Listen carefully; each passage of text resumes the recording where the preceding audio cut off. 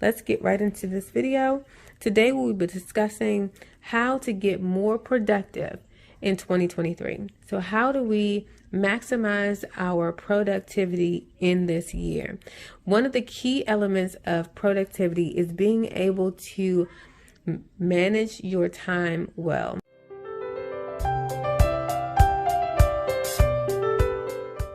Hello everyone, welcome back to my channel. The Almost Organized Owl, where we are on a mission to get organized in our finances through budgeting, cash stuffing, and savings challenges. If that is something that interests you, please stick around. So our goal is to manage our time well. That is the one resource where I'm sure you've heard this before, where you can spend but you cannot get back. So we want to make sure that we are utilizing each moment of our day to make sure that we are maximizing that time for maximum productivity. So we're going to start off with the template that I pulled offline from Jordan Page's blog. You've heard me mention her before in a previous video, but Jordan Page is a YouTuber, a mom, an entrepreneur, and she has a blog that she lists different ideas about how to go through life as a mom, right? And one of the ideas that she had is this daily block schedule. And I'm going to go through and explain and how I have been able to use this particular schedule. Basically, what a block schedule is that you schedule out your time in blocks of time and you focus in on those particular tasks only in that block of time. You know, think of when you were in high school and you had a block schedule and, you know, you had math for a particular time and then you had science. When math class was over, there was a bell that rung and math was done. And then you moved on to science, right? When science was done, the bell would ring and you would move on to your next subject. So essentially it's the same thing. You want to compartmentalize your task to this particular time block so that you're not spending too much time in one area and neglecting another. And so let's go ahead and go through it briefly. There are several steps that you can take to begin using the daily block schedule. The first step that I would recommend is to identify your block titles. Identifying your block titles will help you to narrow down what needs to be in those particular blocks. These are some examples that I've used while I'm using this daily block schedule. My morning routine, nap time / work, afternoon, early evening, dinner, and then finally would be my nighttime or night routine. After the block titles have been identified, step 2 would be to assign times to those block titles. So ideally you want to make sure that you include times that correspond with the block title that you have. For example, my morning routine is from 6:30 a.m. to 9:30 a.m. because that is the time frame that I have set aside for my morning routine. And then I have set aside times for each one of my block titles. Next is step 3, which is to list the tasks needed for that block. So each individual block will have tasks that are associated with that block title and that block time. I'm going to provide a few examples of some of the high priority tasks that I keep in each one of my blocks. The first one for me is prayer. I want to make sure that I keep prayer in my daily schedule. The next is swish and swipe. I'm not sure if you all have heard that terminology before, but it is a flylady terminology. Flylady is a YouTuber. She also has a website that focuses in on teaching others how to declutter their homes. And her swish and swipe concept is just an idea that she came up with to quickly clean your bathroom, to wipe down the sink, and to quickly clean the toilet with the toilet bowl cleaner, swish and swipe. And that is essentially what that is. Next up is the laundry. We are a family of 6, so it is imperative that I stay on top of the laundry to keep down the piles and piles of laundry that we have. So this is also a part of the daily routine. After we transfer the clothes from the washer to the dryer, then we proceed to wake up our children.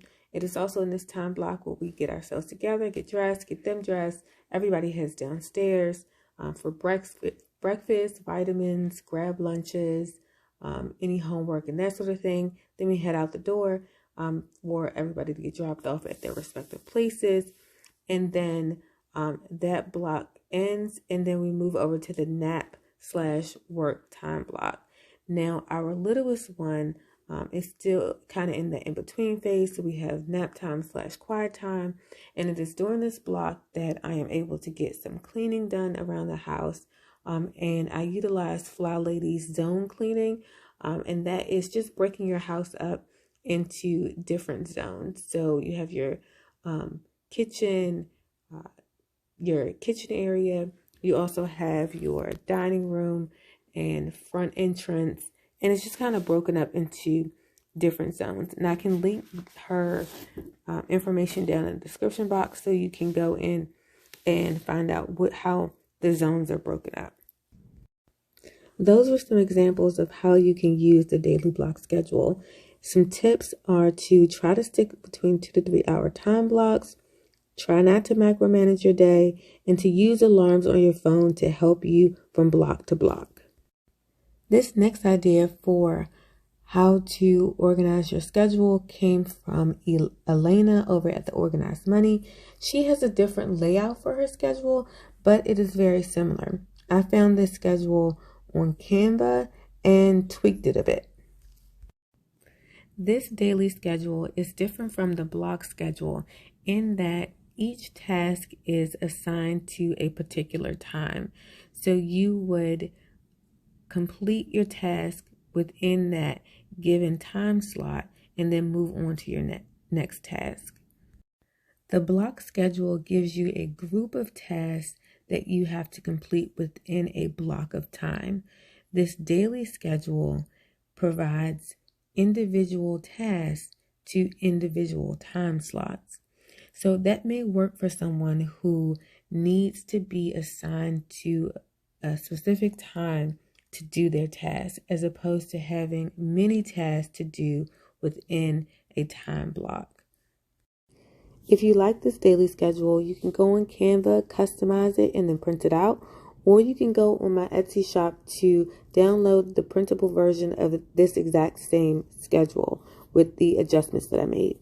We have the weather over on the right-hand side. That just kind of gives you an idea on how to dress for the day. And then I have wake up at 6 a.m., prayer at 6:30, wake up our children, do our drop-offs, and then like a little reminder to myself to go to Once Upon a Child.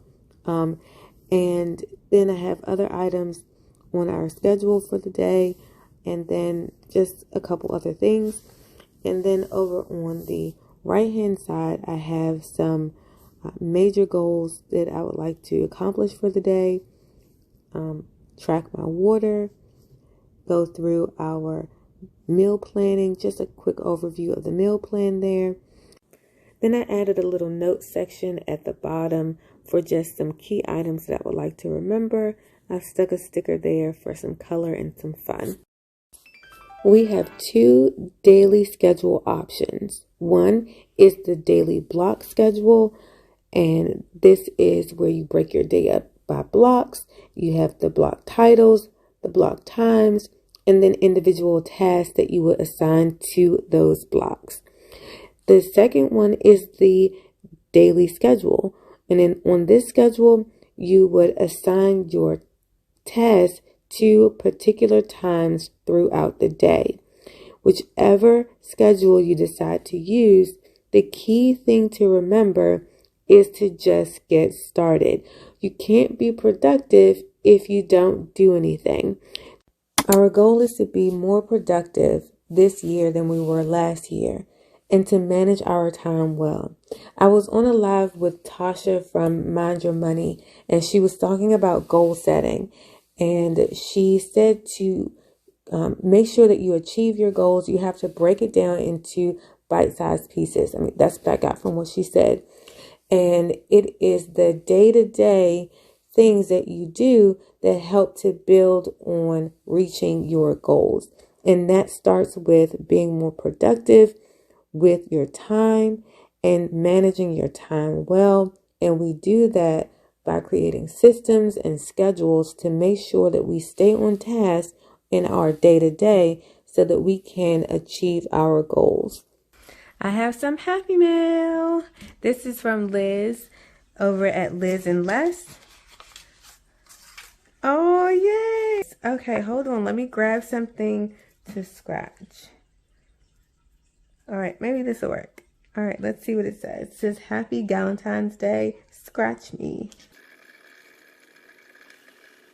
It says, Happy Galentine's Day.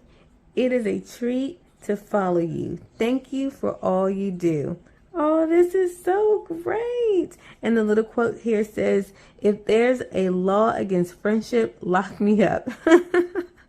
Thank you so very much, Liz. This is from Liz over at Liz and Less.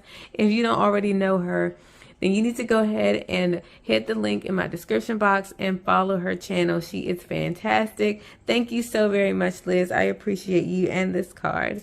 So I hope this video was helpful. And if you have any questions, please feel free to leave them in the comment section. Thank you to everyone who has commented, liked, and subscribed already. If you have not done so already, please consider subscribing to my channel.